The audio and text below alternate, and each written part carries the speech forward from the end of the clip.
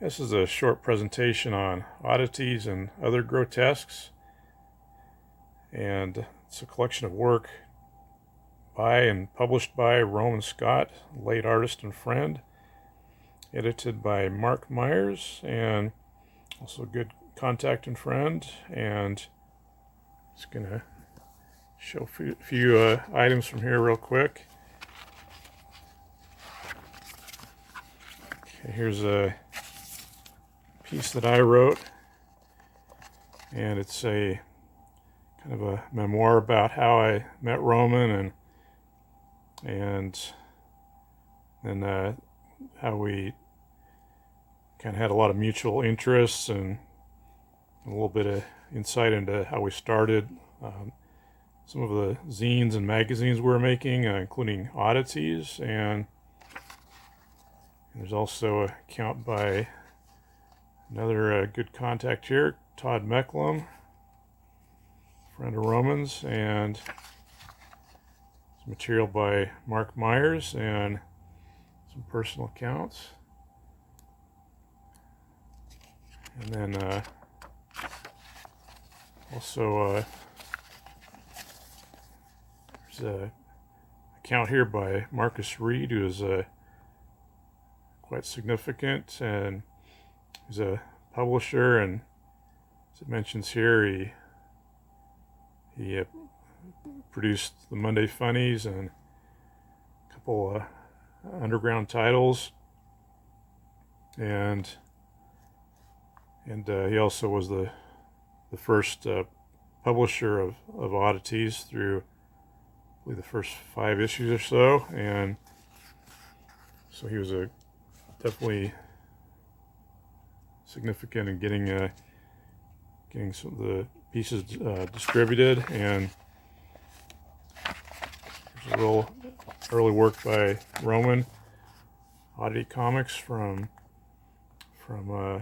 high school days, and probably about when he was a freshman in high school. Okay, then we got Oddities 1 here, which has a illustration by Roman, and just striking cross hatching and pen and ink work. You can see kind of an Art Nouveau border there, and it's the inspiration was a story called ABO by Walter Delamere. So it shows that weird story influence and background. Again, just extraordinary work for especially for someone his age at the time, which would have been probably about 14, 15 years old. And then just a quick overview of some pages here. It's an early story I wrote, very early.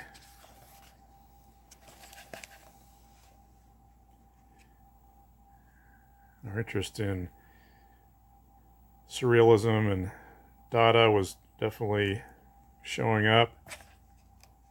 Beat literature. And then here's Oddities 2 cover, and you can see a little bit of H.R.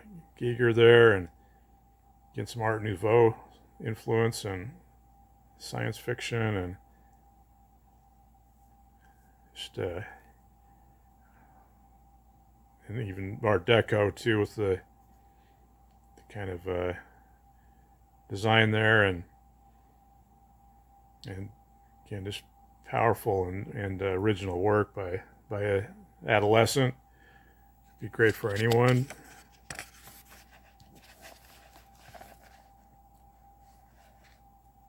And by this time we getting some more contributors, and including a couple people from my own high school, and we're using some pen names, like Larry Kime was one we used quite a bit, mainly me.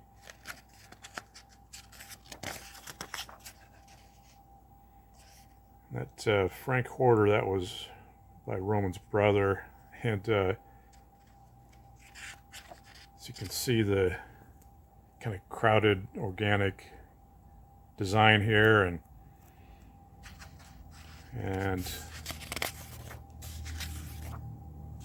okay, and there's Oddities 3, again, quite an arresting work of art there. It's by Roman, and see this kind of crazed, ecstatic face with a couple sort of cosmic mummies on either side. And then here we got, there's a postcard, or a typewritten version of a postcard by Robert Crumb, the underground comics artist, and he wrote, "Thanks for Oddities. I dug it. Very inspirational. I wish I could make my magazine look more like Oddities. I'll keep it on my desk for inspiration." It's R. Crumb, Winters, California. And that was during the days when he was publishing Weirdo magazine, and he was pretty open and accessible for a little while there. And I know Roman got several postcards from him, and so that one is the real deal. That one from Hank Merritt. That was written by me and under an assumed name, and just a lot of highly experimental poetry, and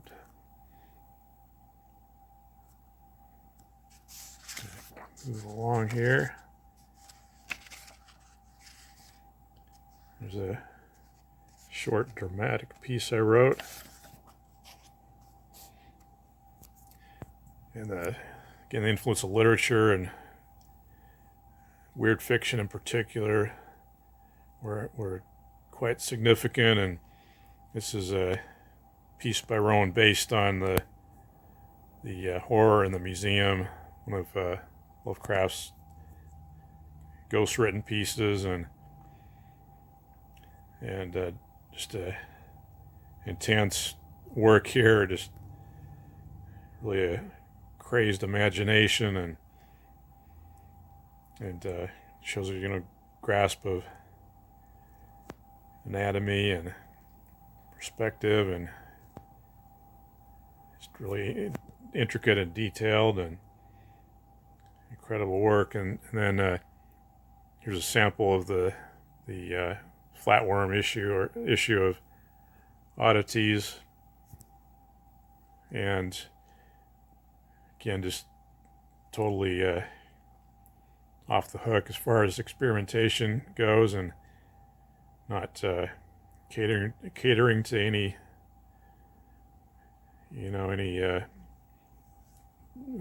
demands or what someone else might be interested in, and I know there's at least a couple local bookstores, including a long defunct one, Looking Glass bookstore in downtown Portland, that carried it, and despite the challenges, they might have put it in a plastic bag. And it's work by the late poet Steve Snade, who was featured in some of the later issues. There's Oddities 5, which Roman, again, definitely not afraid to take risks. He soaked a number of issues in tea and to artificially age them.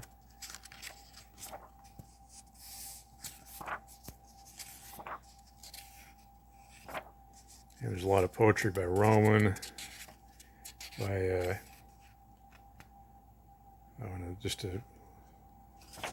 quite a range of people here. And there's Oddities 6, H.P. Lovecraft issue with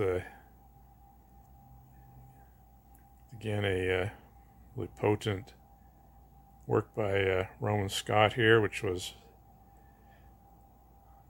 dated 1986, and I believe he made that one when he was an exchange student in England, in Winchester. And definitely got a really deep sense of time and this surreal strangeness. And Chris Lovecraft was extremely important to us. Just his writing and originality, his vision. There's a poem by Denise Dumars and another longtime contact.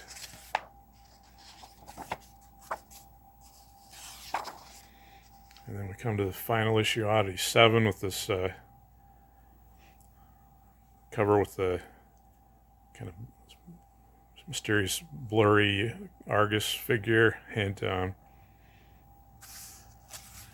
then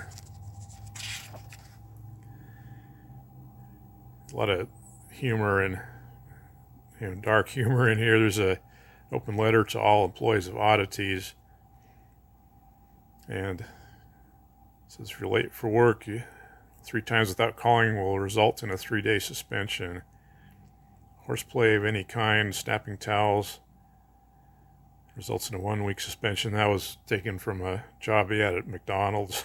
And so that was a slice of real life there. Here's something by Tracks the Beast by Clark Dismeyer, or CAD, another important correspondent, comics artist, writer, artist, musician. And then there's also some separate zines, little publications that Roman did. Saint Harlequin. Just wildly imaginative and original. And Head also, which was just a idea of heads is kind of got almost like a religious or mystical significance, and just extremely grotesque. And so anyway, that's just a quick survey of Oddities and Other Grotesques by Roman Scott, and it's still available through Lulu as a print on demand. And thank you very much.